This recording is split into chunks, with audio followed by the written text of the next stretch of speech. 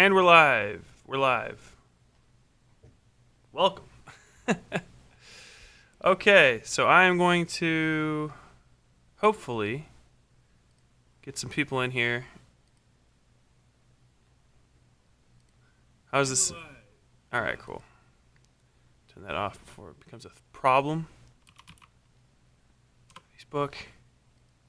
And anyone that pops in, just say hi. It's gonna take a little while before we get the stream going. So we're just gonna kind of hang out for a second.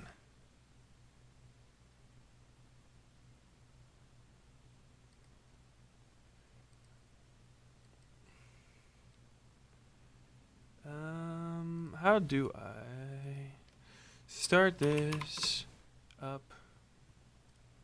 Okay, so there's the stream. Copy. I'm so bad at this with the YouTube version of it. It's kind of hard, to be frank. Facebook.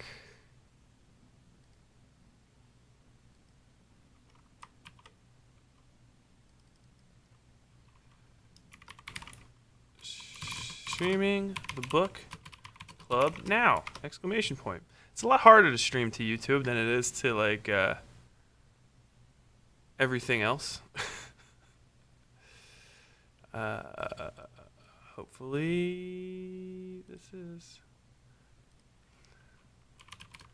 live now. Post. There we go. And hopefully we will get this going. Okay. Oh, this is so hype. This is the hypest streaming on YouTube. Let's see. Get the book up on my phone.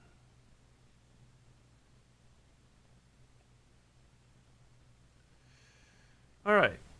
Like I said, we're gonna give it a second, but I guess I'll. Oh, Hagar Barak, what's up, man? How you doing? Welcome to the stream. Did you read the book, or are you just popping in?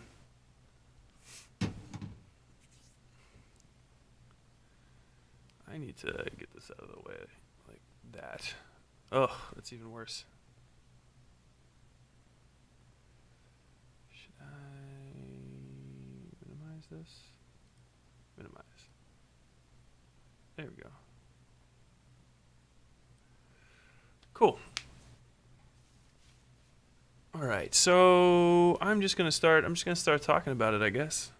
Today we're talking about Coldheart Canyon by Clive Barker. This book is pretty great. That doesn't sound like a very good intro. Let's see. This doesn't cite any sources. That's nice. So this book was published in 2001 by Clive Barker, apparently. Yeah. It's pretty great. I like it a lot. You did read it. Dwayne Langley is here. We're up to like 3 viewers. I guess I can kick this off. Sorry if I sound like a little flustered, man. Dude, these last few months have been rough. I'm trying to get back to life. Coldheart Canyon, though. I hope everybody that's read it, if you're just popping in and you haven't read the book and you want to go into it spoiler-free, I suggest not listening to this, because this is going to be heavily spoilery discussion, but it should be pretty fun. So I'll just go through the synopsis. And by the way, anybody that's new to this, hop in at any time if you want to talk about anything that came up to you. If you can't hear the stream or anything, too, let me know. But yeah, feel free to pop in. So, Coldheart Canyon starts in the 1920s after a guy named Willem Zephyr goes to visit the relatives of a young actress named Katya Lauper. They end up going to this fortress that's nearby that's run by the Brotherhood of something. I cannot remember. And in the basement of this fortress is this extraordinarily elaborate tile mosaic, which is basically a pastoral scene of the area immediately around, stylized version at least, of the area immediately around the fortress itself. But as you start looking closer at it, you see that there's a lot of like weird shit going on in the little spaces between the more innocuous pastoral scenes. There's men being lynched. There's women strapped to the bottom of centaurs being fucked by them. Plenty of blood and gore. A lot of crazy sex and stuff is happening all on the sides, which is very much sets the tone for this novel. It's wild, and as Willem Zephyr, who kind of kicks this whole thing off, is watching it, he sort of starts to get a feeling that there's more going on with this pastoral scene than he originally imagined. So sort of draw to it, and he decides to buy it for Katya as a gift and move it wholesale to America, to Coldheart Canyon, as we will eventually come to call it. And it is pretty crazy, everything that happens after that. The little pastoral scene is called the Devil's Country, and it is ostensibly the story of a Count Goga, who is eternally hunting something, which we don't find out until later, throughout this insane country, right? And from there, we cut to the book's, functionally speaking, main character, a famous actor named Todd Pickett, which the least actor-y actor name I've ever heard. But he is what he is. He's opening a movie. He's 10 years or so, 10, 15 years, something like that, into his acting career, at least 10 years into being very, very famous. And he's starting to experience the downslide of his fame, which is something that's really hard for people to get used to. I have not quite experienced the upslide of my fame, so I can assume it's only a strong inversion of that. Todd is, like I said, at a movie premiere for some shithole, garbage-ass 1990s action flick, which I don't know if you guys remember those. Most of my people are that old, but if anyone's a touch younger, if you're in your 20s even, you might not remember that before Marvel movies, the big budget movie of the summer was always a shitty action flick. Always shitty, always an action flick. And then disaster movies took over for a little while toward the end of the 2000s. But generally it would be something like Predator or Terminator, a million other movies I can't really remember offhand that, they would be starring Steven Seagal or Arnold Schwarzenegger and stuff. It's the kind of movies that The Rock makes today, and he makes a lot of money doing them, but they're not, by and large, very popular in the public eye. Oh, they're still fun to watch, too. Yeah, Punk Rocket says they're still fun to watch. They are a blast, but they're not, by any stretch of the imagination, like good movies. They're fun, schlocky action films, which I think kind of left a lot to be desired, which is why the second people found their way away from them, they kind of abandoned them entirely. Mel Gibson made a ton. Yeah, Punk Rocket says Mel Gibson made a ton. I mean, literally, like, he was in a new version of those all the time. And the famous ones come to mind, Lethal Weapon, Rush Hour, those sort of films, all of the Terminators, Predators, Rambo, remakes and stuff, all the things that Bruce Willis is in, a bunch of buddy cop movies. Bad Boys was sort of on the butt end of that when it was starting to fall apart, and that was kind of a breakdown of it. But those are the kind of films that were being made in like the mid-90s all the time. Jingle All the Way is probably one of my favorite ones, even though it's absolutely taking the piss out of that genre. But as those started to fade, a lot of those big-time action heroes basically just vanished overnight. You don't really see like Bruce Willis in Die Hard remakes anymore. You know what I mean? Like, you don't like. I mean, they have Die Hard remakes and he's in them, but they don't do numbers in the box office the way that they used to. There's not a big draw for them, and people don't want to see them. And a lot of those guys kind of just fell off the map completely. Mel Gibson stopped making movies and starring in them almost entirely and switched over to making insane, maybe a little colonialist movies like fucking Passion of the Christ and Apocalypto, is that it? I've never seen that movie, but I know it's real. Bruce Willis just basically became like a punchline to jokes because apparently he's an asshole to work with anyway.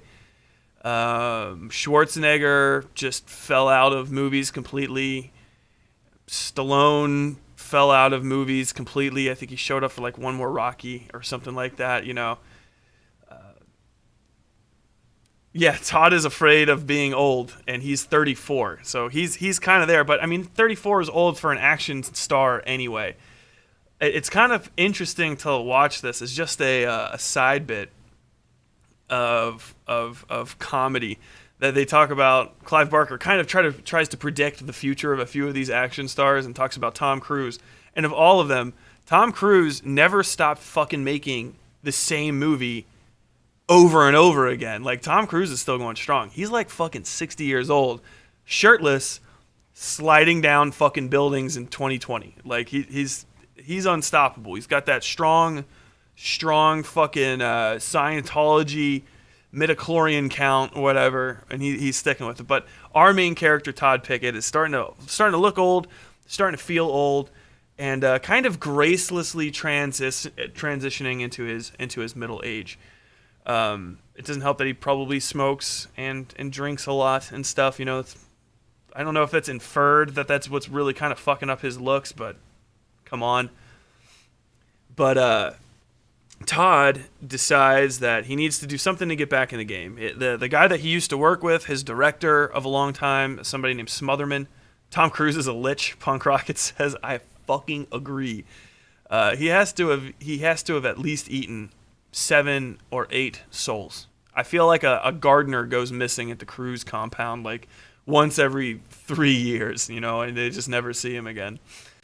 But yeah, Todd wants to get back in the game in a strong way and make like a new, crazy, big, over-the-top movie. Its working title is Warrior.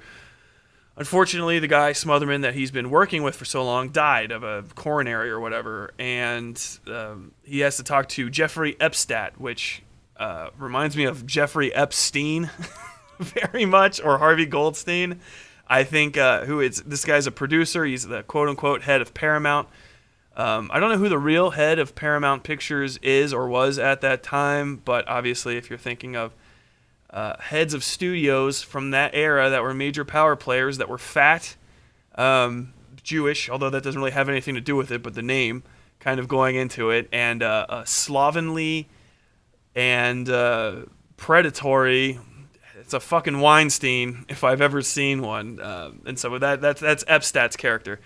Epstein convinces him to go see a plastic surgeon by the name of, I can't remember, but the plastic surgeon, I think it's Bowers actually, or Barrows, something like that. But this plastic surgeon apparently comes well recommended, but also he doesn't, because Epstein's the only one that kind of gives him the go ahead, and because he's a off the books, you know, I keep all the secrets, I don't tell who I work on, you know, you can't really get any good reviews from him because nobody can talk about like what he did, which I think is just sketchy going into it. But I mean, anybody that's read any story knows that this is probably going to be the kickoff. And he goes to this guy for a facelift. It starts as a chemical peel. I guess it becomes a facelift. There's talk. So these are all different things. A facelift is when you get your face literally cut and then pulled up tighter and stitched in place. I think it's actually on the back of your head, so kind of like that. And that's when you get those, you know, look like these fucking alien or lizard people, like that. Though that's what a facelift is. He was getting a chemical peel, which is still bad. They just put chemicals on your face. They give you a chemical burn and literally peel off the upper layer of dermis, and then the fresher looking skin beneath is supposed to heal and make you look younger. That's one of those things that when you ever seen somebody that looks shiny, they look too fucking shiny and they don't have pores and they don't look human. That's a chemical peel. you get plastic surgery, all the power to you. Try to look the way that you want to look. I don't think that most people get from plastic surgery what they think they get, but guts. But obviously it fucks his face up, and that kind of kicks off the plot for real. Also, I should say before this, his dog dies. If you read the acknowledgments at the end of the book, written by Clive Barker, he says that his dog in real life died around this time. He had 5 dogs around the time that this was written, published, which is late 90s, early 2000s. And one of his longest living dogs died, and he put that in the story. And that's probably why that was so effective of a thing, because that really got me. I don't know if anybody else remembers the scene where the dog dies, but I was like crying a little bit at the last end of it. And I had my dog like actually in the room with me, like laying on the ground, and I was just like, "No, I love you, Buck. Don't ever leave. Don't ever leave." But I digress. His manager, whose name is Maxine Levine, I think. Maxine moves him out to Coldheart Canyon. What we don't realize at the time is that she does this on the urging of a kid named Jeffrey, who is kind of a minor character at the beginning and end, so his name doesn't really stick with me, but he's just a kind of homosexual man that is also a massive gossip and kind of in everybody's business, but also very much of a loner. And he knows all kinds of things about Hollywood throughout the eons, right?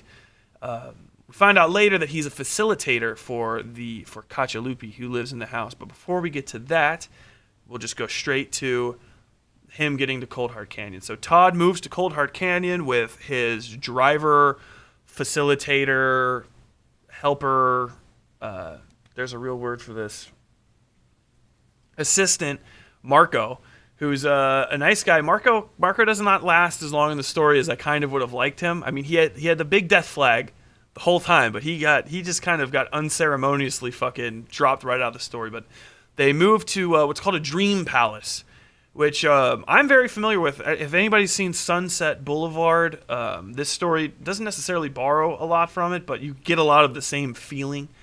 Back when there were a lot of nouveau rich Californians and land was extremely cheap and it was covered in lumber and stuff, and you could just afford to build crazy big things with your shitload of money. Punk Rocket says he's a handler. I don't think he was quite a handler. I think that's actually a different type of job, because he doesn't really talk with the studio people. But maybe it could work too. And DeWhitney Langley says the dog was Todd's only real friend. Strongly kind of agree. Yeah, I think maybe Marco too, but definitely the dog was definitely the only thing that showed Todd the sort of love that he wanted, that was unconditional. You know, he didn't love him because he was Todd Pickett. He loved him because he was Todd Pickett. You know, not because he was the actor and the famous person, but because he's a dog, and dogs are too good for us. Hagar Barak says it starts with the same theme of getting old in Hollywood. Right? Yes. The Sunset Boulevard is basically, there's an aged out movie starlet who lives alone in one of these dream palaces, and a young man kind of comes and starts to talk with her, and she wants to relive her glory days, and eventually she kills him. I can't remember the entirety of the plot, but that's it. The end of that is the famous Mr. DeVille, I'm ready for my close-up, because she's insane, right? But she's killed these people, and it's all cops, and she kind of is just like getting out of it. Sunset Boulevard, yes. Sorry, but back in the day, yeah, these dream palaces, they would build these just gigantic, ostentatious buildings. And, you know, it's referenced a lot in a lot of old stuff, and a lot of those buildings are still there, but from what I understand, not a lot of them, but several of the notable ones were actually built by second stagehand labor.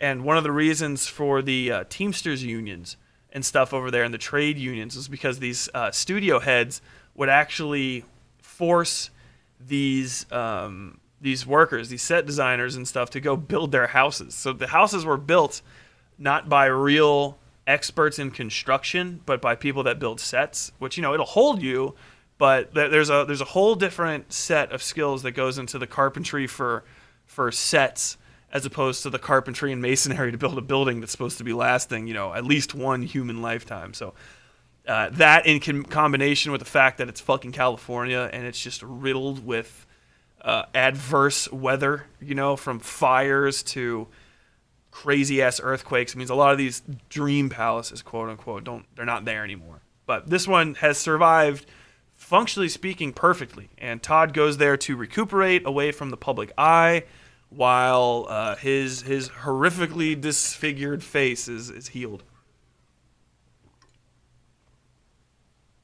Sorry if I keep drinking. It's very much summer in the American South here. I'm not that far south, but I am in Kentucky, and it's hot and humid out. I'm getting dried out just talking. But while he's there, he starts seeing things. Him and Marco both start noticing stuff. And he's gone for a long enough time that our other main character, who does not seem like a main character at first, Tammy Lauper, is introduced. Tammy is the head of the Todd Pickett Appreciation Society. It is not a fan club. It is Appreciation Society. An appreciation society. So she tells her husband Archie. And they are 1 million strong, or so she says, throughout the country. And I guess she basically runs like a sort of newsletter. Punk Rocket says Arkansas is a nasty armpit right now. Respect. But it is a nasty... Sorry. I was reading that. It got in my head. It is a fanzine, more than likely. It doesn't really say how she communicates with them, or maybe it does, and I kind of just glossed over on an accident. But these things used to be much more popular back in the 90s and early 2000s. The internet pretty much destroyed them and then rebirthed them into new forms. So now you have just more connected fan pages and stuff and that sort of thing. But Tammy decides that she has to find out what happened to Todd, because her life is just not worth living. She is a portly, handsome woman, I guess you would say. She's not much for looks. She's kind of chunky. She's in a loveless, childless marriage, and she doesn't really have much in her life other than her sort of, even she would admit, slightly perverse obsession with Todd Pickett. So she goes to California. Well, she is in California. She goes from Sacramento to Los Angeles, hunts him down into Coldheart Canyon, and from there we begin her side of the story. Thank you, YouTube, for sending me a notification that I am live on YouTube. Why? Punk Rocket says he likes Tammy's character. I love Tammy's character. I was actually upset, and I give Clive 100% credit for this. So Tammy goes to the Coldheart Canyon and immediately finds a abandoned, how to say this, an abandoned zoo where our old friend Willem Zephyr, fairly unaged in his long life since the 1920s, lives in a cage outside of the main house, or even the guest house, which is hilarious to me. And while she's talking to him and discovering that he's got all these these life masks, these replications of Katya, Lupi, sitting around here, they are attacked by what we find out are later called Los Niños. And Tammy is, I thought, killed. What really happens is she's spirited away, which is great, because I thought they killed her, and I was so interested in her as a character, I was a little upset. I was like, oh, come on, she's kind of great. I appreciate that she's a fan that knows she's an irritating fan. That's just cool to me. A lot of times when you see those characters in these sort of shows and stuff, especially in a movie, they're handled very rudely. They're usually played for laughs, as though, being a fan of something kind of makes you inherently cringy or awful. And Tammy's not quite like that. I think she is, but a big part of this book, and kind of with the mask theme that you see established early on, and then it kind of goes away, is that everyone has their masks. They're kind of playing roles, and they also have an inside person inside of them. You know what I mean? Who's got to get through that mask, or who you have to be able to see through that mask to see that person, to either stay safe or help that person or whatever. So in the case of Tammy, she gets spirited away by Los Niños, and I thought she was fucking dead. And I was very upset because I was like, God damn it, you did the predictable thing. You killed this character who had all of the death flags on her, and now unfortunately I'm left with Todd and Marco, and that's not the case. So she's talking to Willem. Willem, despite his old effete nature, tries to beat off Los Niños, but she is dragged away. While she is dragged away, Todd starts to see ghosts or something like that. I can't remember exactly how, but he runs into and meets Katya, who is a fucking pervert. And there's nothing wrong with SM. I personally, I have a lot of friends in the SM community. I have a lot of fans who are BDSM people. They're perfectly normal human beings. They just have a sexual kink that for some reason is one of the things that is most perverse in the mind of Clive Barker. He really paints BDSM as this sort of supernatural thing in both Hellraiser and this. Clive Barker is a very sexual writer, which we find out. We skipped over until this point. It's kind of crazy that there's a long period of time in Coldheart Canyon, at least like the first 25% of the book, where I'm like, this isn't a very sexual story at all. Once Katya Lupi gets on the scene, that is no longer the case at all. So we start talking about Todd's erection now, and functionally speaking, quite literally to the end of the book. He's getting little hard-ons, talking to this strange, highly attractive woman that just walked into this house that he doesn't believe she owns. She says she's been living in the guest house, which raises all sorts of questions, i.e., why the fuck are you here, Todd? Who let you into this house? And why are you so comfortable? But they're these vapid Hollywood actors and actresses, so they just assume that things should be happening if they're good to them, which I guess kind of makes sense. Katya Hagar Barak says, I like it. It's like sex when the story requires it. Yeah, it is. It isn't too much, which is crazy because it's so very close to too much. And I'll get into it when we get into those points.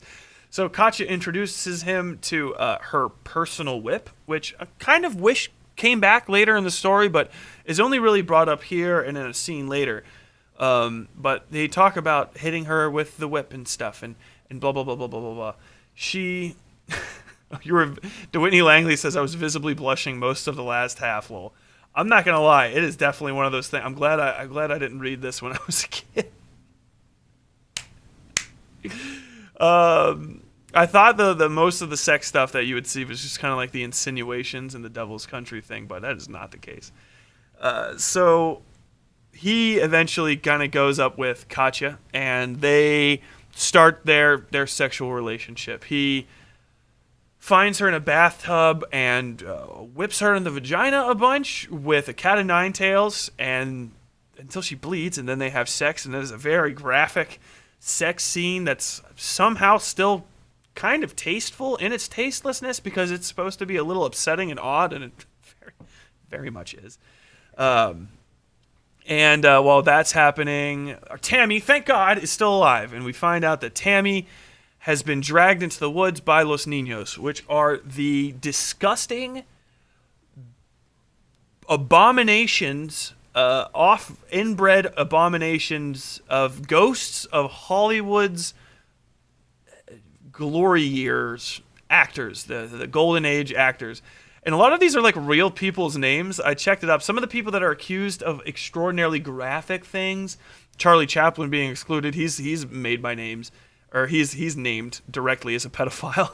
But a lot of the other ones, I would go and check the names while I was reading them, and they're either made up or they are only mentioned in Coldheart Canyon. Maybe they are real, but I couldn't find Wikipedia entries on most of them. But a lot of the other people who are just said to be there were real actors from the time, which is just nuts. It takes a lot of balls, especially in fucking Hollywood. But I guess by this point, Clive Barker's like, I made Hellraiser. I'm a millionaire. I live in a canyon. I'm going to write about how you're all nasty perverts. I also found out, and it doesn't really mean anything to me, but apparently Clive Barker's gay. I found that out only by reading this, and I never would have suspected it from his work. I don't know what that says about me and my attempts at gay male coding, but neat. It makes sense a lot with how some of the heterosexual sex is described. It's a little odd, a little awkward, very British at times, I guess. But him and Katya begin their tryst, and things go crazy from there. I'm on Tammy. Tammy manages to just say, no, you're not, to these Los Niños, which are these animal people crossbreeds. So they are simultaneously these mixes of beautiful human beings. You get a lot of descriptions of large cocks and supple breasts and pink nipples.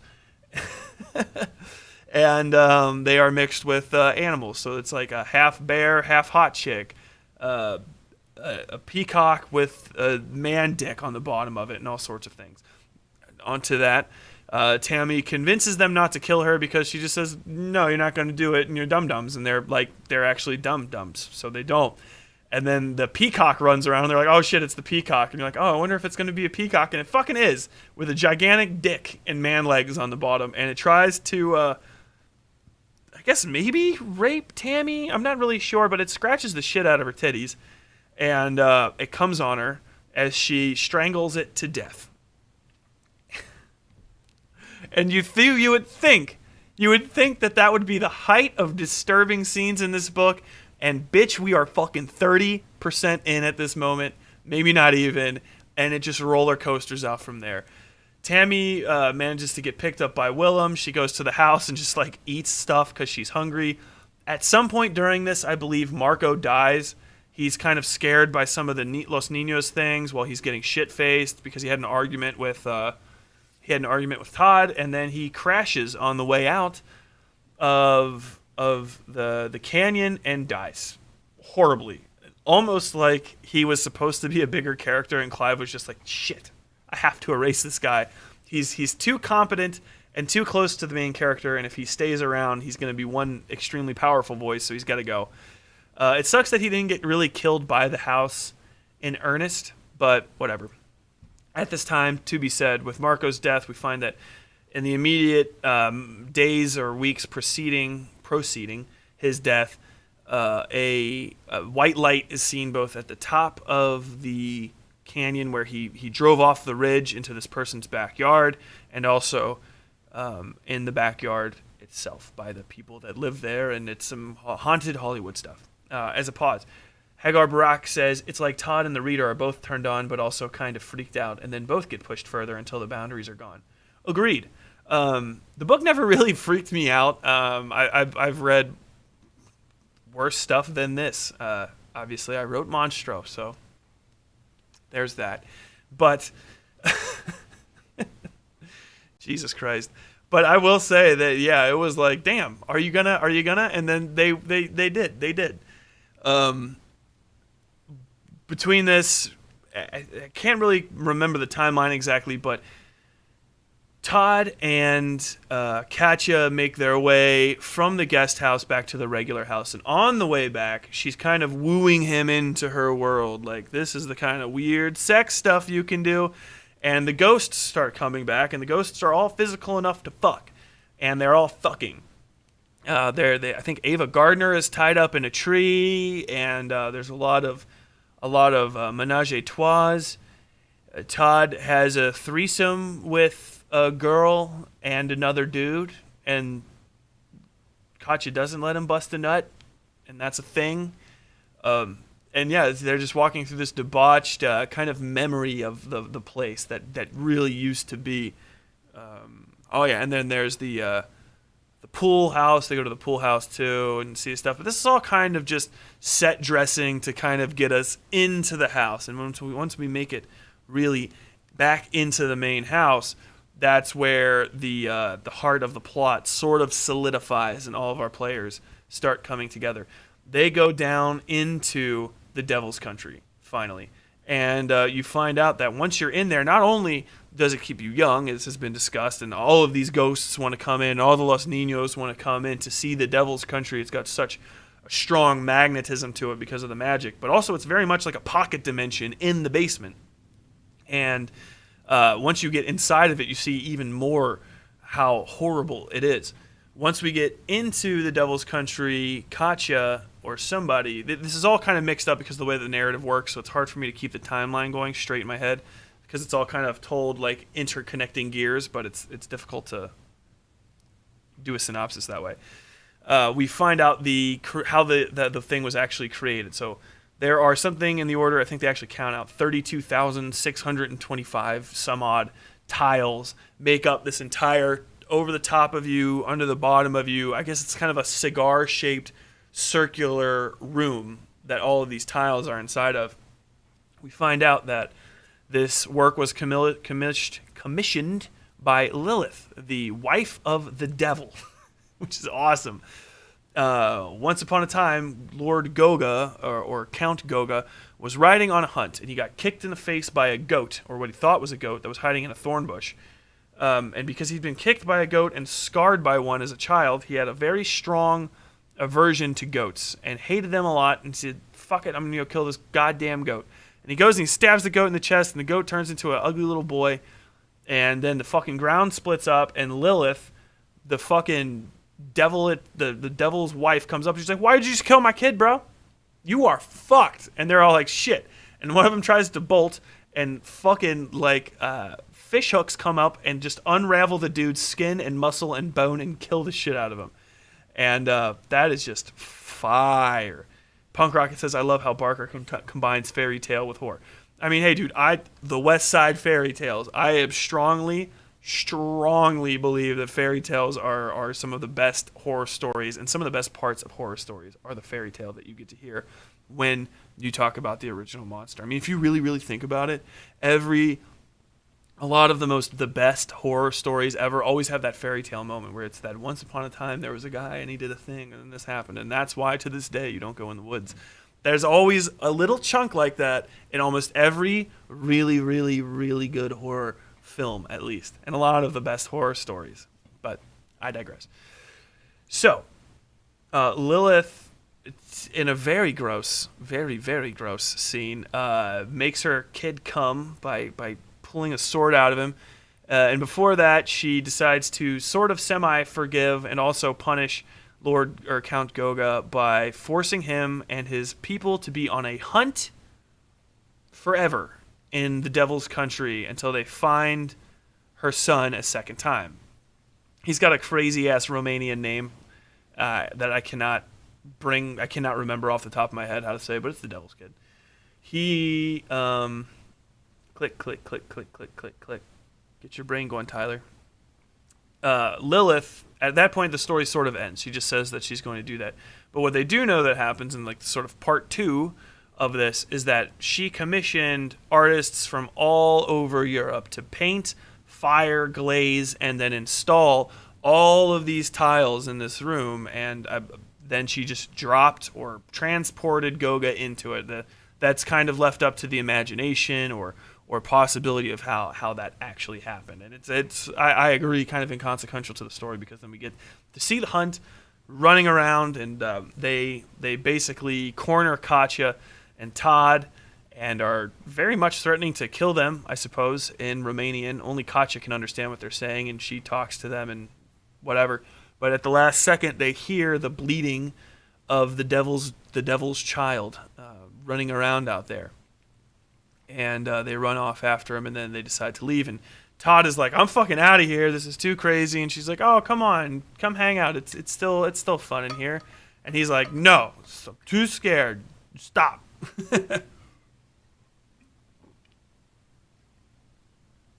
They kind of go out. And I think at this time, Tammy decides to go try to help Todd because Willem fills her in on the Devil's Country, and then she sees inside the Devil's Country and finds out that it's real and is like, oh shit, that's wild. We gotta get you out of here, Todd. And so she goes and gets Todd and helps him out, and Katya's like, fuck y'all. What are you talking about? You're crazy. And they sort of escape from the thing. Willem, unfortunately, gets tossed into the Devil's Country because Katya starts kicking the shit out of him. And he loses a hand and gets stabbed through the chest, I guess, by Goga. and then the door closes on them, and we don't see him again towards near the end of the story. From there, we get to a part that I can't remember too well. They basically flee. Tammy and Todd flee to a hotel. She decides that she doesn't really like Todd anymore because Todd's kind of a whiny bitch. And I agree. I agree fully. Todd decides he needs to get his life back together, and he gets very, very upset with Maxine, who set him up to go to the Coldheart Canyon estate. And he says, I'm going to go and give her a piece of my mind because I think she set me up. So they go to a party. And while they're going to a party, Katya kind of gets herself together and decides that she's desperately, desperately in love with Todd. And she's going to go get him back. So she recruits Jerry. I can't remember his last name, but he's the gay gossip dude. And says, hey, you need to take me out here. I'm coming back. I'm going to be back in the world again. And so they all manage to go to Maxine's secluded house in this rich people neighborhood on an island. I don't know much about it, but it's out there. And she's having a little party, and there's all kind of famous people there. And Tammy really starts to realize that Todd is a fucking dickhead at this party. He tries to be nice for a little while, and he's kind of like flinging her being there in the face of all these super big stars. But by the time that he starts arguing with Maxine and goes outside, never meet your idols. Well, for sure. I hope none of you ever meet me. You don't idolize me. I'm just kidding. Anyway, they go outside and have a big argument on the beach, right? And it all goes tits up. Tammy gets into a argument with Jeffrey Epstat. Epstat gets grabbed on his little fat leg by Todd and says, I'm going to sue. And Katya shows up, and she's super hot. And she says, I'm so pretty. And all the cameras want to look at her, and it's wonderful. And everyone says, who's that lady? Who's that lady? And then she goes out to the beach, and Todd gets dressed down by Maxine, who's like, you're just a whiny bitch. And I didn't want to be around you anymore because you're a whiny bitch. And that's pretty much it. 100%.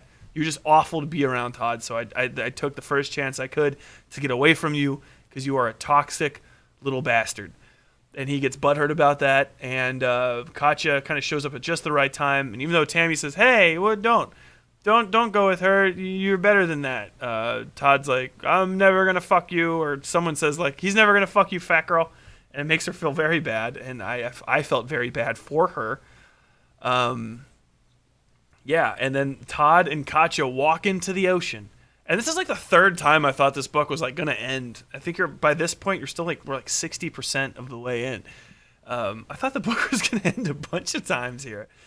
But they walk in, they disappear, and everyone's like, "Oh, what a thing!" And there's a big fucking search and all kinds of stuff. And then Tammy and Jerry sort of just tell people about Coldheart Canyon and the Devil's Country. Punk Rocket says, "I've met a couple of celebrities. Results varied." Yeah, me too. Most of the time, they just seem like confused. Like they can't really give you like maybe the attention that you want because they just met like 400 other people too. So can't really get mad about it. But a huge search is called in, and they go over, and eventually they decide we need to go back to the Coldheart Canyon for many different reasons. Maxine goes with her assistant Sawyer, I think. Epstat goes with his newly found bodyguard, who he recruits from the waiting staff at Maxine's party. He's a kid named Joe. They all get guns, because this is very much America. I love any time you watch any American story that's written by a British person that's come to America. Americans will always go get guns at some point. I love that.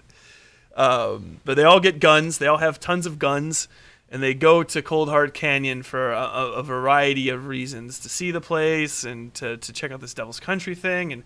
And Tammy's like, we probably shouldn't do this, but maybe we should. And Epstat's just like, I want to go and see this place because it's weird and kind of alluring. And they go there. Right after they get inside the door, there's a massive, like, 6.9 earthquake, right? It really kind of does, like, some mild amounts of damage to the house. It scares everybody. Maxine screams and runs outside with her agent. Jeffrey Epstat stays inside with, I think with Tammy and Jerry. And they sort of hang out inside, and he's like, I'm going to go downstairs and see the devil's thing with Joe. Oh, yeah, they hear the door slapping open shut in the basement, and they decide to send Joe down to go check it out. And then Epstat follows Joe down a short while later. Tammy goes upstairs and finds Todd, who is soaking wet and asleep next to Katya. Katya's asleep as hell because they actually, when they walked into the Pacific Ocean, decided they did not want to die. They actually wanted to live. And they managed to just float down the shore, diving underneath big waves until they washed up and paid some kid on Venice Beach or some shit to drive them back to Coldheart Canyon. So she kind of gets into an argument with Todd and is like, fuck you, you dick. Instant Noodles, welcome to the stream. And they have arguments and stuff. She tells Todd he's not a very good guy, but he kind of needs to get out of this. And Todd says, no, I love Katya, and Katya loves me, and we're going to do stupid shit together and blah blah blah blah blah. Katya's whole thing is that she wants to go into the Devil's Country, maybe indefinitely, and explore all of the things that she's seen at the far reaches of it. Odd, neat things that I really really liked the thought of going in and seeing more explorations. These strange swamps and these crazy woods and these ships that are docked off the shore and all that sort of nonsense, while all the time ducking out of the way of Goga and his hunt. Things go poorly after this. We follow Maxine to outside. Maxine watches Sawyer be attacked by a female jaguar combo Los Nina, and be ripped to pieces, and his head is crushed. His head's crushed, and then the other ones rush in and rip him to pieces, and Maxine manages to sneak back towards the house. While this is happening, Joe goes into the Devil's Country and finds a guy that's crucified and snakes coming out of his nipple holes and out of his mouth. I don't know how he's alive or who he is, but while Joe is trying to pull this dude off of a tree that's surrounded by thorn bushes, the Devil's Child jumps out, and he's got a really gross long toenail, and he's like clearly inbred, mental deficient. He stutters, he can't pronounce words right, his eyes are slightly crossed, but he's otherwise pretty handsome and has a gigantic, like 1.5 foot long monster cock. Because this story. He tells Joe that he shouldn't pull that guy down because that guy refused to fuck his mom, and that's why he's up there, and his mom will get very upset if she finds out that he took her down. And Joe's like, you're gross, and help me, Epstat. And Epstat doesn't. Joe falls off into the thorn bushes. The dude that was crucified basically starts dying. Snakes come out of his nipples and start trying to bite shit. The Devil's Child pulls Joe out and then kind of dances on him and fucks with him. And then while Joe's standing up, he slits his throat with his gigantic gross toenail. And then Joe dies, and Epstat feels very, very upset about this, but also runs away because he wouldn't help him. During all of this, Tammy goes down in there at some point and sort of finds them, and everyone basically makes their way into the Devil's Country. Willem falls out at some point and tells them stuff. I can't quite remember what exactly his thing was, but he was sort of alive, but then he was dead. And his body's just kind of like laying there. After Tammy goes in, she hears some screeching in the bush, and she finds out that the Devil's Child is in there. And he's really gross, and he wants to suck on her breasts. And she realizes that if she can get him to stay there long enough, the hunt will come up and catch him. But he kind of gets it, right? And he knows. So he's really just using this as an excuse to suck on Tammy's boobs. And he's got giant gross needle teeth, but he retracts them so that he can just like nurse on her, suckle at her breast. He says earlier that he likes a good suckle. He's the best. It's his favorite thing to do. Guff. And he's got his nasty erection up there. And then he kind of has a conversation with Tammy that's very similar to her being with Arnie or Archie, whatever her husband's name is, where he's like, well, why didn't you leave? Because it could have been more comfortable, and like, why don't people do what's best for them, or why do people stay in bad situations? And sometimes it's just because it's the more comfortable thing to do, kind of overarching moral of the story. And then he makes her kiss him, which is gross. And then the hunt catches up and takes him out of her arms, and they put him in a box. And once they put him in the box and lock him up, the end game for the entire book is triggered. The hole opens in the ground. Katya sort of shows up right around them. Todd's down there. Epstat's down there, and Lilith comes out of a hole in the ground made out of like crazy flowers and stuff, and she's like, "Oh shit, you finally caught him. Good for you. Guess how long you've been here? Like 500 years, and you're gonna basically rot and die now, but you're free." And the Count's like, "Fuck, oh, that's some bullshit." And so him and his friends go, and they lay down, and they rot next to a tree. Epstat, everyone else basically gets ready to leave, and they're like, "Hey, can we roll?" And Lilith literally is like, "Yeah, and you can go." And Epstat starts talking shit to her like an absolute fucking moron. They're like, "Hey, maybe you shouldn't talk shit to the wife of the devil." And he's like, "She's a lady. I know how to deal with ladies." And then she fills him with flowers that explode inside of his brain and kill him. And they're kind of looking back. All this time, once Goga and his hunt complete their hunt and find the thing, the eclipse that's eternal over the top of the devil's country ends, and time starts cycling up, and you can tell that the devil's country is starting to collapse on itself and will be over forever. Katya finds out about this and is clearly a little bit beside herself, because the devil's country is what's kept her in power for all of these years. It's her beauty station, so to say. She's not happy with Tammy at all, and she's very, very unhappy with all of the other people as well. They go upstairs, and the house is clearly starting to like maybe get a little shaken apart, but it doesn't fall apart right away. Her and Todd start having an argument. Tammy's like, "Fuck this," and I think it's Willem is the one that tells Tammy, "Hey, you've got to go pull these icons out of one of the doors so that the spell of this place can be broken. Otherwise, it's going to get stuck in this sort of limbo state for all eternity." So Tammy decides to leave. She's getting a bunch of knives, an overabundance of knives out of a drawer, and picks one up and goes over to get rid of these things. But like Katya comes in and she drops a bunch of knives. So now Katya's got access to knives, and Katya and Todd start having an argument off screen. During this, Tammy starts pulling these icon things, which are like little iron nails, basically, with like drawings on them that have been hammered into the door frames so that they keep the ghosts and Los Niños out of the house, so that basically Katya can have reign of the place, because she found out shortly after her friends started dying, and she didn't because she's ageless, that their ghosts would come back to Coldheart Canyon and bother her and try to go back in the basement. So putting these icons would keep them out of the house. Talked about later, but really doesn't come up until now. As she's pulling them out, they're like actually electrocuting the fuck out of her and like making her arms go numb. Todd stumbles back in. He's been stabbed, and he's like, "I can't believe Katya stabbed me." And Tammy's like, "You're a fucking idiot, but I don't want you to die." She manages to undo the things, and right around then, she kind of collapses in front of Katya. Before Katya can stab her to death, all the ghosts start coming in. And that's where the end game really gets going. They find out that the Devil's Country is basically done now. When they go back in, all of the tiles have lost their color. There is no magic to the place. You don't get transported. It just looks like a tacky, weird room in the basement of the house. They are butthurt.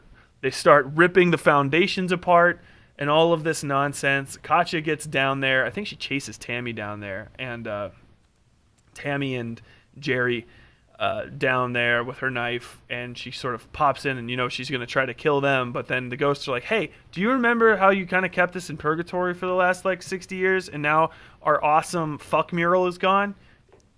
Not today, bitch." And so they fucking basically like annihilate her, and it's a very graphic pseudo-sexual annihilation of her perfect body. Her titties are ripped off. They rip her vagina open so hard it goes up past her navel.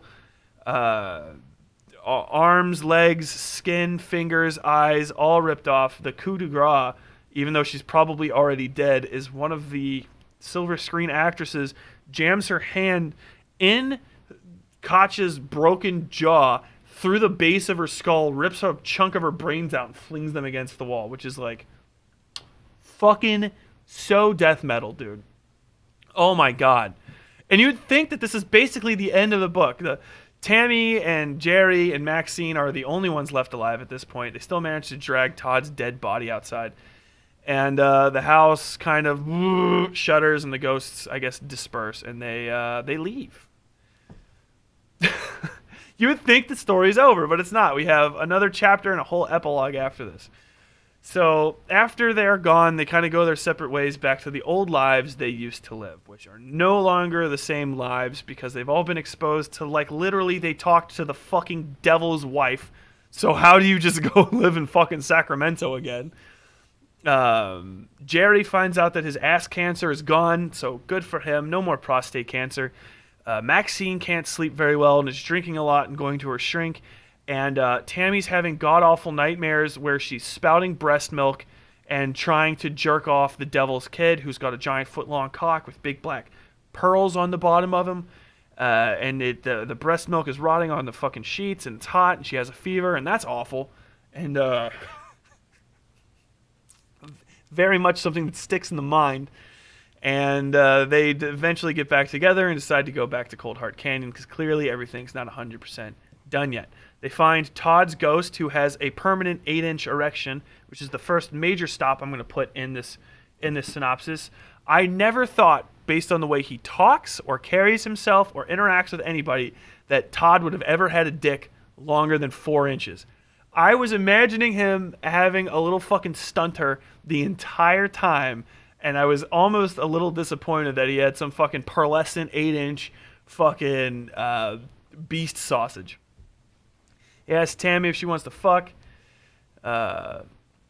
She says no, and I don't really like you that much, but we gotta get you out of this house. You're a ghost. And he's like, I don't know, I'm afraid to leave because there's an angel on the roof that's been haunting me. It's been killing all the Los Niños things outside. The outside is littered with the rotting corpses of these abominations, these half-ghost abominations. And it gets a little wild. They eventually run up to a car and try to drive away from this angel thing at maximum speed, which doesn't work. They fly off the edge of the road. Tammy is gravely injured. Todd makes a trade with the angel and says, hey man, I'll go with you, just make sure she doesn't die. And I guess that helps him buy his way into heaven because his dog Dempsey comes and takes him away. Maxine calls an ambulance. Tammy recovers, and then Tammy and Maxine sort of start up in the epilogue a type of romance between each other. Sort of asexual, pseudo-romantic partnership in which Tammy lives with Maxine. She eventually goes back to her home in Sacramento and burns all of her old Todd shit, except with a few notable exceptions. And that's sort of the end for them. At the end of the story, in the very end, we find that Coldheart Canyon itself, the house, collapses in and even threatens anyone that comes in, any developers and stuff that come in trying to change it. When they come on to the scene, the trees shake and the ground shudders, and a general sense of malaise comes over them until they want to leave. So Coldheart Canyon is very explicitly pseudo-alive and protecting itself until that final inevitability when LA slides into the ocean and the canyon is returned to its natural verdant state. Sans humans, and only the sounds of dragonflies and living things will remain. And at the very end, as in the beginning, wind blows through the arroyos carrying the scents and seeds of flowers. And we come full circle, and that is the end of Coldheart Canyon by Clive Barker. I fucking love that book. 10 out of 10.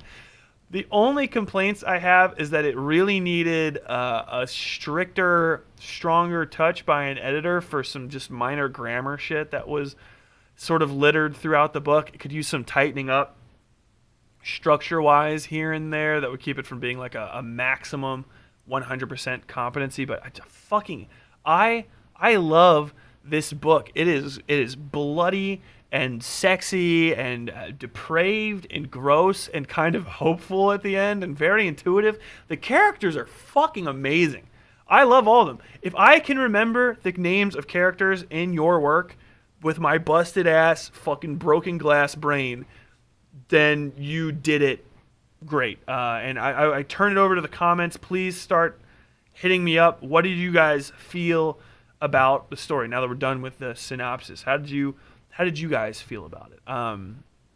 What were your favorite parts? Who did you like? Who did you dislike? Who did anybody get a short shrift and you didn't appreciate how their story ended? I'm interested in hearing from you guys in the comments. So please go ahead and type.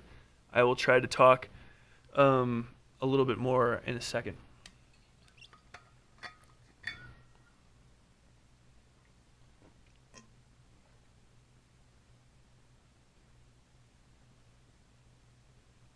I would say I would almost like. I would like a pseudo sequel to this book. If I had to say, I love the concept and execution of the Devil's Country aspect. The best part about it is really that like Lilith made it and left it around, which really strongly implies that this isn't just something that she can do, but something that she might do semi-frequently when she wants to just get away from the devil. There's a letter that's brought up at some point that they find written from Lilith to, I think Willem actually has it in his pocket, to the devil, where she's like, you are an asshole, and you broke all your vows to me, so I'm leaving. Like she just announces her separation from Satan. Was this my first Barker? This was my first Clive Barker book. Fucking amazing. The only thing I've ever read technically from Clive Barker is the Rawhead Rex comic book, which doesn't really count. Oh man, it was so good. Especially after like I read a bunch of books on recommendations over the last 6 months, and there were a few letdowns. There's one that was really, really bad. This was such a breath of fresh air. It's great. Like it's when you're reading a fucking masterwork and you know it. I called it. I got through the fucking premise, the not the premise, the prologue, which is very similar to the epilogue, and I just read that and got into it, and I was just, oh fuck, I know I'm gonna like this. He's got a mastery of the language. He's got great fucking rhythm.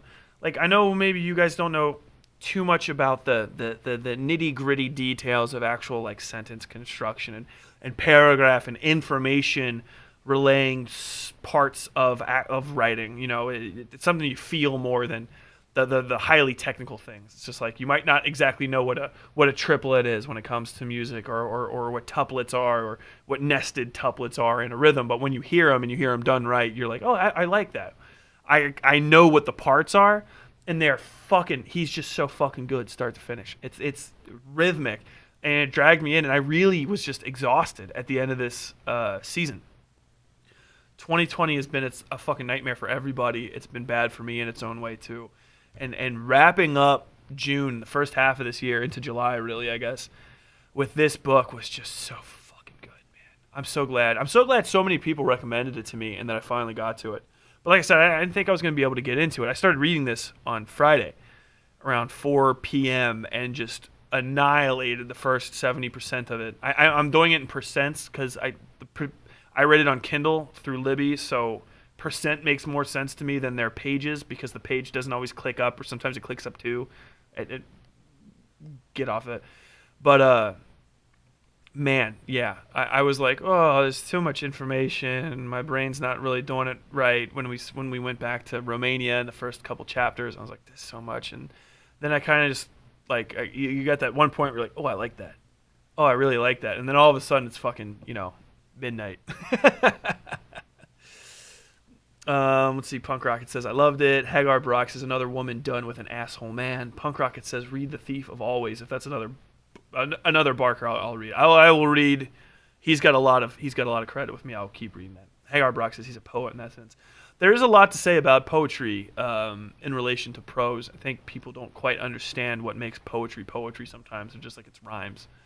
But there's a lot of the structural rhythm of stuff, and how words relate to each other, and alliteration and stuff, making it so that just reading the sentence and reading a paragraph through works start to finish on someone's brain really alleviates the difficulty of reading. That's why a lot of these quote unquote literature books and stuff that you have to read in high school and stuff, or that people say are really good, but they're very, very dense. It's because these folks are, they're going after these grand ideas and these things, but their actual execution of the rhythmic feel of language is just not very good. Or it's a translation from French or Russian or whatever that's just a dull dishwater bland fucking translation that loses the poetry. Once you lose the poetry, it's much harder to get through stuff. It starts reading like a technical novel. You go from point to point instead of, got that rhythm, a lot of flow and then staccato. No, it's a whole thing. But DeWhitney Langley says, I like this book, but I found it hard to follow at times, but that could be because I listened to the audiobook. Ooh, I'd say probably audiobook would definitely make this one a little bit harder. I'm glad I didn't try to tackle this through audio. The wrong narrator, too, on this could be really bad. There's a lot of parts where I had to reread sections just because it's fast. Something just happens, and you're like, what the fuck? What? Most notably, Marco's death. I kind of, let my mind wander for half a second and, missed a paragraph, and then all of a sudden Marco was, dead in a canyon. Like, what the fuck is going on here? Punk Rocket says, it's my first Barker. It's technically young adult, but it's Barker without the sex. Oh, Thief of Always? Okay, cool. Barker without the sex, man. Honestly, after, Hellraiser. I actually just watched Hellraiser Hellbound 2 for the first time. I watched every other Hellraiser years ago, but for some reason Hellbound escaped me. I don't know. Yeah, he's a very a lot of sex, a lot of dicks, a lot of hard cocks. If you guys have never seen Rawhead Rex, they made a movie about it that is hilariously bad, but also one of the very first things that ever scared me because I saw it when I was 4. And there's the Rawhead Rex comic book. I'll get to that point first. The creature is just a gigantic penis head. It's literally the top of his head is the top of a dick, with its big flat mouth opens up to giant teeth, and it eats children and men, but is afraid of pregnant women. The movie version, the monster doesn't look anything like that. It just looks like monster with teeth. But there's a part where a priest, I was always used to old school stuff. So if a priest throws fucking holy water on something, it's supposed to burn it and make it go away. But the priest throws holy water on Rawhead Rex and it doesn't give a shit. And I was like, oh fuck, that's scary. This thing isn't afraid of God. What the fuck? I was very young. Instant Noodle says, masterwork. Teaching kids to love books is like teaching a guitar student on nylon string guitars. They don't give up. I love the strong characters in this book. Me too. Punk Rocket said, I loved the audiobook. It was well done. Like I said, I don't have any experience with the audiobook. I don't know who read it or anything. I feel like one like this, there might actually be a couple different readings of it too. That happens sometimes. But yeah, audiobook is usually harder for me to follow.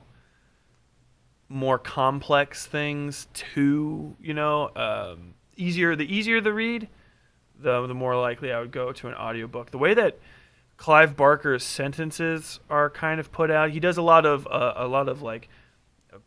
purposeful run-on sentences and jumps with colons and semicolons and stuff.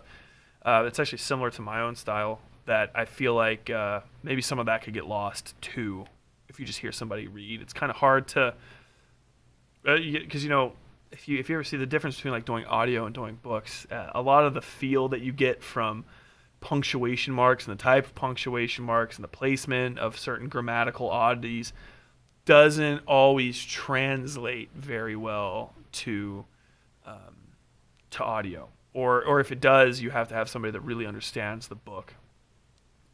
I'm not saying this in the case of Coldheart Canyon. This is just something that I've noticed. A bad fucking audiobook narrator is a goddamn nightmare, dude.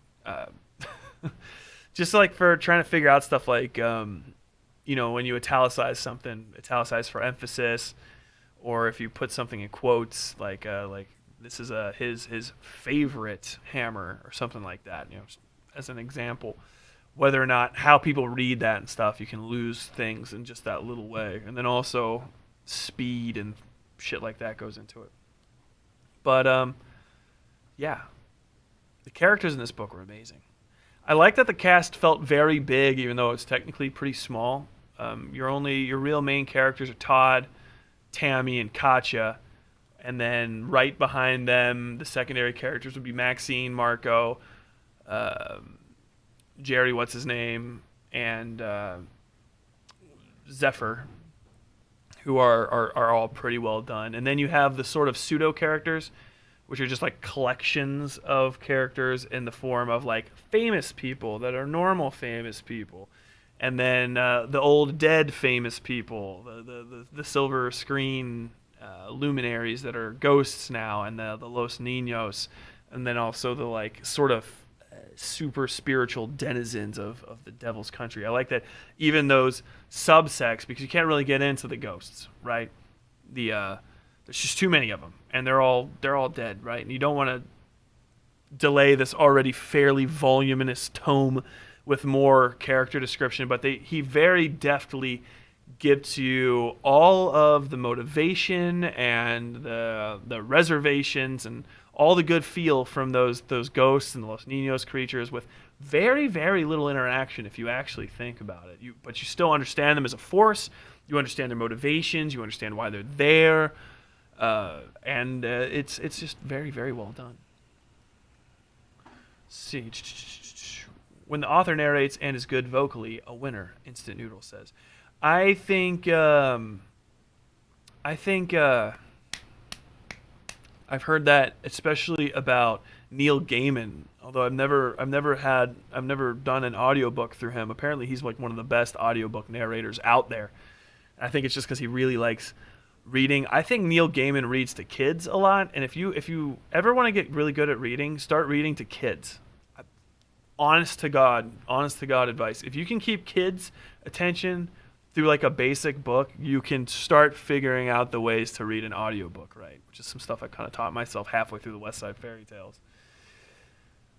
Sarah Samuelson says, I read this book many, many years ago. This time I did the audiobook. The narrator on Audible is actually famed, one of the best in the business, and it showed. Okay, cool. Sarah Samuelson, again. It gave me a different take on it this time around. Loved it.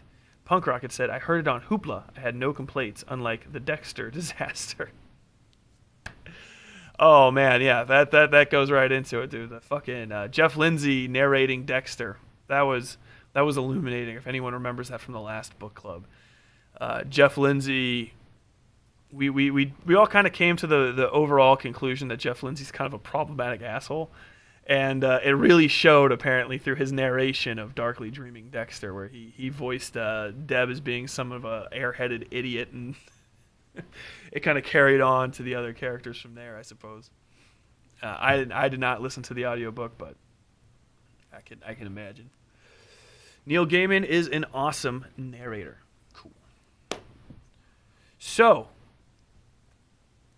Dwayne Langley says that was awful. For next book club, we got to think. You guys go ahead and brainstorm. Also, is there anything else anyone wants to talk about with this book? I mean, I know I did the long synopsis. I think I kind of covered everything I really liked about it. Is there anything else anyone else wants to bring up as a conversation topic, or anything you want to add? Please go ahead, and you can jump in even if I switch to talking about other stuff. Go for it. But yeah, I don't know what we're gonna read next time.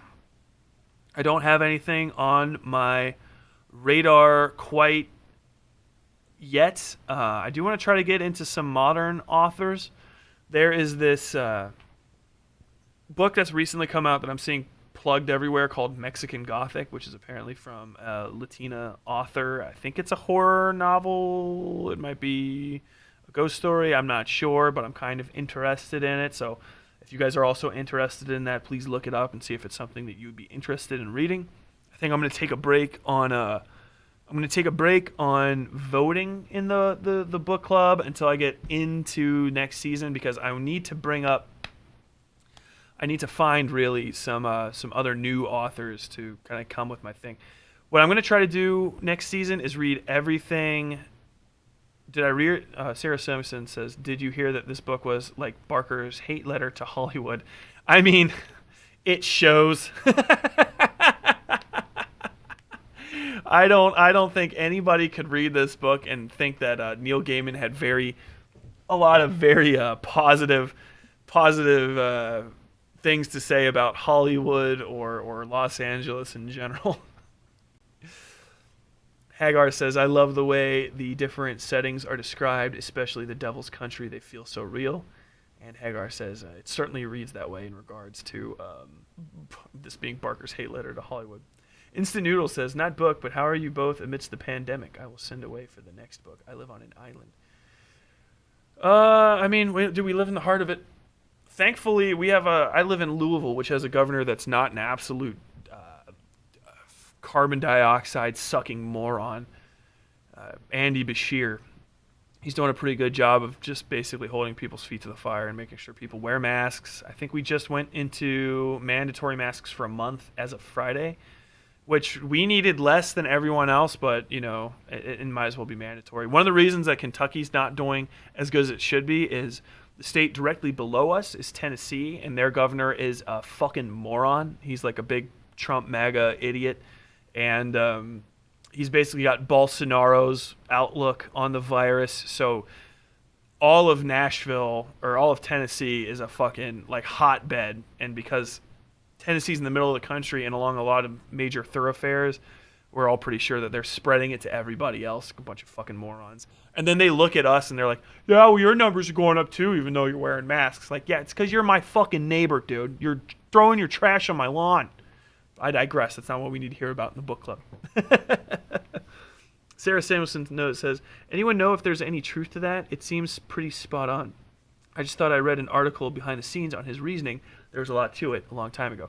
Actually, in the acknowledgments at the end of the book version that I read, he just flatly says that he started writing this as just like a kind of tongue-in-cheek, barbed, like a hate letter to Hollywood. He said it in a different way, but basically like that. And apparently, Barker wrote an entire book. He wrote a whole book that was Coldheart Canyon.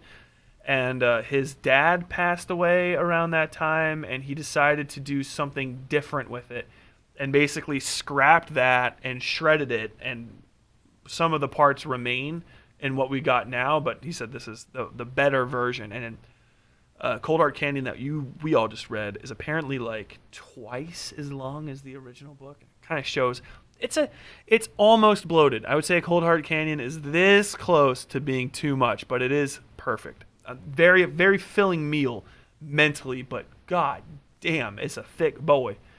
It's a thick-ass boy. It's actually kind of like the length of a novel I like to read. I was just so packed in with shit at the end of the season and the upcoming season, and I'm getting married in less than a fucking month, so I just have all kinds of shit going on, but I'm really glad that this is the book that we took the time out to read. That said, if you guys know of indie authors, so all next season, I said I wanted to do nothing but indie authors, but that might be kind of hard to do because finding them and finding good ones is going to be a touch difficult on my timeline.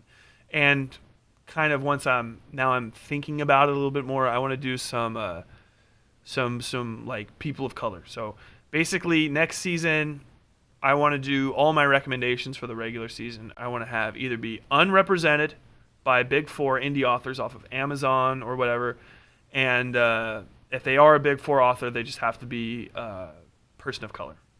Person of color, no white ladies, no white dudes. Sorry, it's racist, whatever.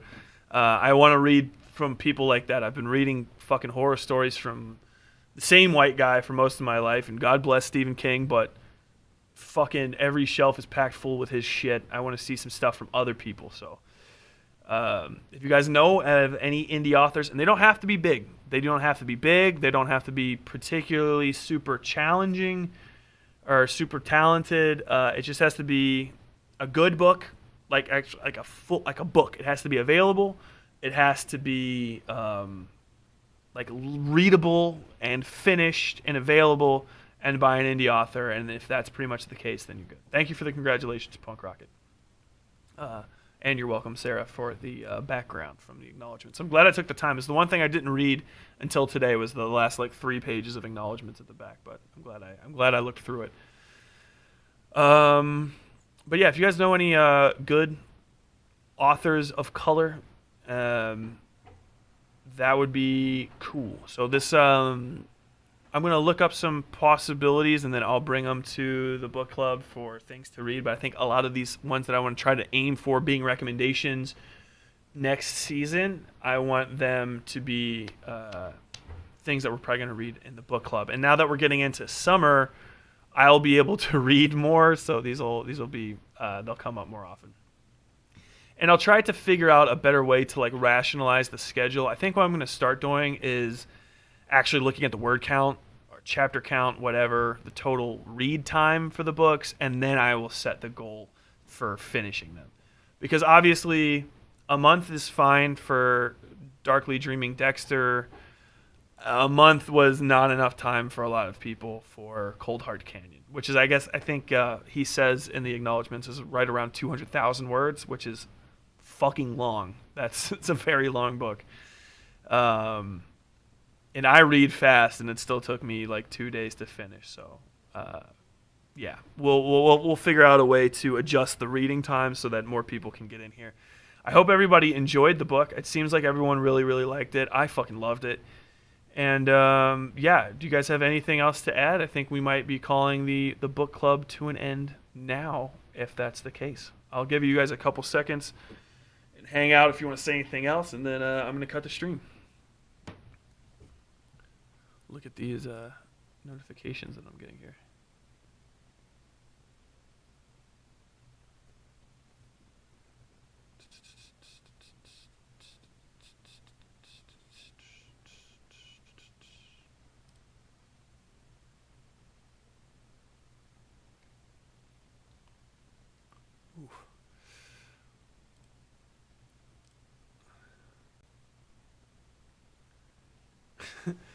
Instant Noodle says I should run for president. Oh my! I don't have enough money. Elections aren't won in America. They're bought. All right. Okay, I think that's. I'm gonna cut it there. Thanks everybody for turning out for this. This is fun. I'm glad we had like 7 people in here at one time. That's pretty cool. Maybe it'll get bigger. Maybe it won't. Who knows? If you have any ideas, any recommendations, if you're watching back through this, by the way, and you make it to this point, welcome. You can always talk on one of these, put your stuff in the comments on the video, and I'll come back and talk to you at a later time. It's not a big deal. Yeah, anybody that has any recommendations for future books, drop them on the Lit Club. I'm going to make a recommendation thread there maybe in the next couple days, and I'm going to do my research over the next week to find more stuff to read. We might be reading Mexican Gothic, so give that book a look and see if it's something you'd be interested in. And yeah, until next time, as always, stay safe out there.